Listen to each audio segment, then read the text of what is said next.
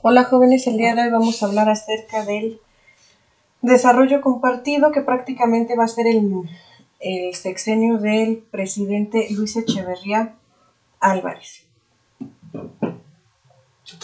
Bien, Luis Echeverría Álvarez gobernó de 1970 a 1976. Él fue el sucesor de Gustavo Díaz Ordaz y cabe destacar que durante el gobierno de Díaz Ordaz él fungía como secretario de gobierno. Incluso hay quienes dicen que él realmente fue el que dio la orden de atacar a los estudiantes el 2 de octubre de 1968. Y tal parece que la historia va a dar la razón a ese dicho. En un momento les voy a decir el por qué. Fue un presidente que ocupó mucho el populismo y la demagogia. ¿Qué va a ser el populismo? Son esas acciones que en un momento dado hacen los políticos para acercarse al pueblo, dar ciertas cosas para conseguir el voto, ¿no? Como despensas, como lápices, libretas, e incluso pues incluso hacer promesas, ¿no? De que van a dar cierto tipo de apoyos. La demagogia se va a referir a que van a hacer promesas que realmente saben que no van a cumplir. En este caso, por ejemplo, él prometía que iba a acabar con la pobreza, que iba a acabar la corrupción, que iba a acabar, que iba a ayudar a los estudiantes que egresaran de la universidad, toda vez que estaba todavía muy reciente lo de la matanza del 68, promesas que al final de cuentas él no logró cumplir. Y su lema era arriba y adelante. Él implementó el modelo de desarrollo compartido porque prácticamente se referían que tanto el sector obrero como el sector empresarial tenían que trabajar de forma conjunta para lograr los beneficios y de esta forma se lograra un reparto justo de los mismos.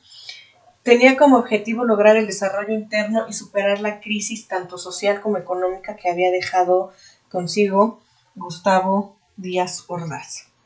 Él, durante su campaña, se hacía pasar él decía tener una ideología de izquierda. De hecho, durante sus mítines de campaña, se dice que él permitía que se ocuparan las imágenes del Che Guevara o de Fidel Castro, que incluso quienes iban de los sectores más juveniles, pues las llevaban a propósito, ¿no? Como de una forma provocadora. Simplemente él lo permitía. De hecho, en sus campañas hasta guardaba un minuto de silencio por los estudiantes caídos el 2 de octubre. Y su objetivo también era revitalizar la figura presidencial, que obviamente con Gustavo Díaz Ordaz pues quedó un poco dañada. Su política económica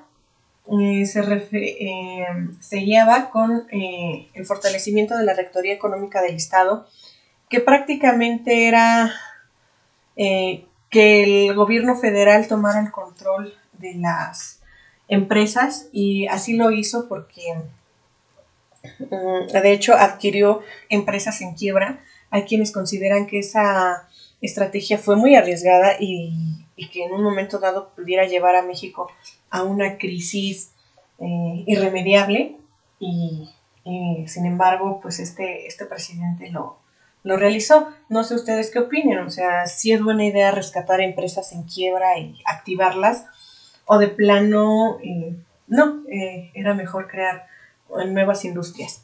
También se refería a ampliar mercados y exportaciones, esto para que en un momento dado se pudiera fortalecer la economía mexicana.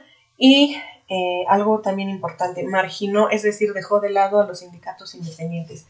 Él solamente se ocupaba de los sindicatos que estuvieran con el gobierno, ¿no? Como la Confederación de Trabajadores de México. Dentro de la política exterior llama mucho la atención que él apoyó a Salvador Allende en Chile e incluso no reconoció el gobierno de Augusto Pinochet. Les explico, el de la imagen, el que trae la corbata, el que está vestido de traje, es Salvador Allende. Él fue presidente de Chile, él realmente era un presidente socialista.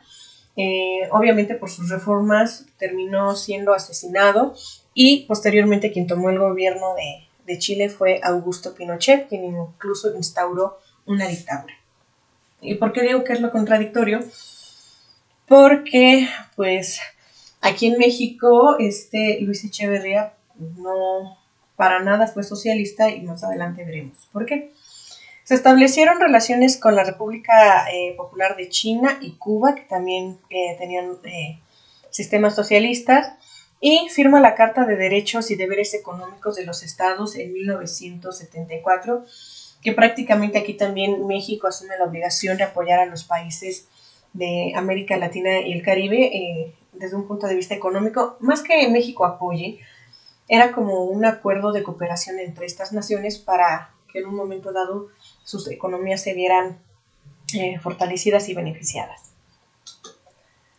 Algo que caracterizó mucho este gobierno y que creo que casi nadie lo sabe es el famoso halconazo o la matanza del Jueves de Corpus, que es también una matanza a un grupo estudiantil que se llevó a cabo el día 10 de junio de 1971, y es cuando ahí se pone en tela de juicio quién realmente dio la orden en el 68, Gustavo Díaz Ordaz o Luis Echeverría Álvarez. Fue una represión estudiantil, obviamente se estaban manifestando estos estudiantes igual por pues que no se estaban cumpliendo con lo pactado y demás. ¿Y por qué se le va a denominar el halconazo? Porque esta fue realizada por los halcones, que es un grupo de élite del ejército y de la policía, y se dice que primero dejaron a los chicos que se acercaran al centro, y una vez que los tuvieron rodeados les empezaron a lanzar piedras y los golpearon con palos. También aquí se habla de lo que es la desaparición forzada de estudiantes y de los manifestantes. Algo que también llamó la atención es que Luis Echeverría Álvarez, cuando vio que empezaba a perder popularidad con la sociedad, pues él crea la figura del enemigo público. Es decir, que todo aquel que no lo apoyara prácticamente iba a ser su enemigo. Y así como les permitió a los jóvenes, por ejemplo, que ocuparan las imágenes del Che Guevara o incluso decretar un minuto de silencio en cada meeting que él hacía, pues cuando los jóvenes en este caso se manifestaban como los de la imagen, los llamaban ladronzuelos. Decía que eran unos ladronzuelos. Los grupos sindicales o los grupos de la sociedad que también lo llegaban a criticar por sus medidas, pues eran tildados como organizaciones gangsteriles o que eran miembro del AMPA internacional. O sea, él mismo empezó a atacar al propio pueblo. Bien, con el halconazo prácticamente se da inicio a lo que es la guerra sucia en el gobierno de Luis Echeverría. ¿Y en qué va a consistir la guerra sucia, o también conocida como guerra de baja intensidad? Va a ser una represión sistemática, es decir, no lo voy a hacer de un solo día, sino que va a ser como una estrategia de gobierno para mantener el control. ¿Y en qué consistía eso? Pues reprimir y desaparecer los movimientos sociales.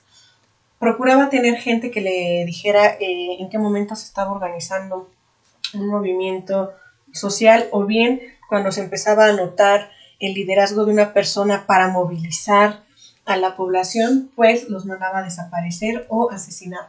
Tal es el caso de Lucio Cabañas, que es el personaje que están viendo ustedes aquí, con sombrerito.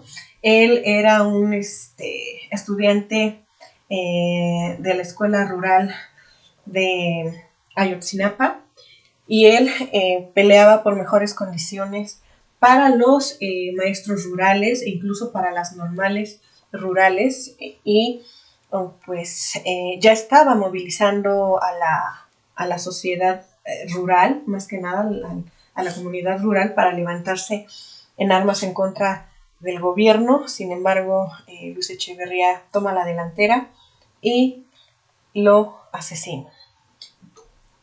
También hay un caso muy interesante que es el caso Excelsior. Excelsior es un periódico que durante la época de Luis Echeverría pues fue muy crítico, no estaba tan de acuerdo con las acciones del presidente y lo manifestaban. Sin embargo, Luis Echeverría limitó esa libertad de expresión, mandó perseguir a los periodistas, concretamente a Julio Scherrer, que era el director del periódico Excelsior, quien se vio en la necesidad de renunciar por temor a su vida.